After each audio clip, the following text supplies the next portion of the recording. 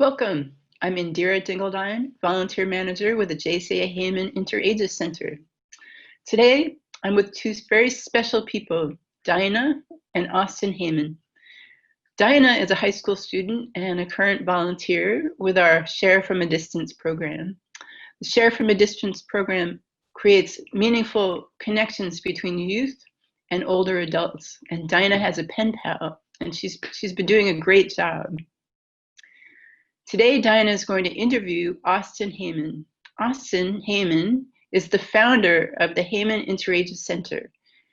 The Heyman Interages Center has been providing meaningful opportunities for youth and adults to connect for the last 30 years. So this is a very special occasion.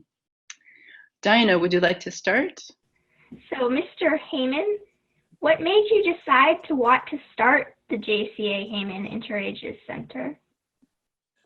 Well, I used to chair the County Commission on Children and Youth, and that's a long time ago. And one of the staff people introduced us to the idea that was featured at a White House Conference on Aging of the benefits of intergenerational program. That's the reason that I even heard about it. But I guess my own personal reason would be I had wonderful grandparents.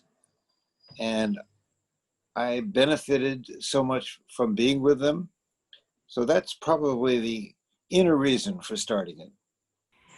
What would you like to say to Interages adults and kids who volunteer? I guess the first thing would be to enjoy what you're doing, but to recognize that it's meaningful, it's important, and it meets a need particularly of the person that you're volunteering for, but in a way, it meets your own needs too. What would you like to say to the children that Interages helps? Have fun sometimes. Enjoy the opportunity to be with somebody who enjoys being with you. Take advantage of it.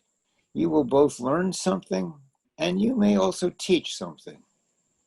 Why do you think intergenerational volunteering is important? Its origin actually remains the same as a community program as to why the community should be doing this. Because communities have just so much money for helping, for developing programs, for assisting people.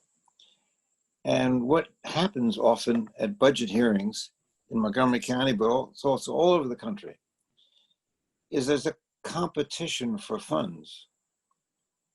Schools always want more money, need more money, but so do programs that benefit vulnerable older people. And rather than being competing for the funds, intergenerational programs benefits both generations. And so from a community fiscal point of view, it's a good idea. What is your favorite memory of working with Interages? Well, I guess there are a lot of them, but one of them that leaps out was we had one of the students started at Rolling Terrace Elementary School, but he continued in the program quite a while into the middle school at Eastern. He was from Nicaragua, and we used to have these work sessions, I guess you call them sessions, like for the mentors periodically.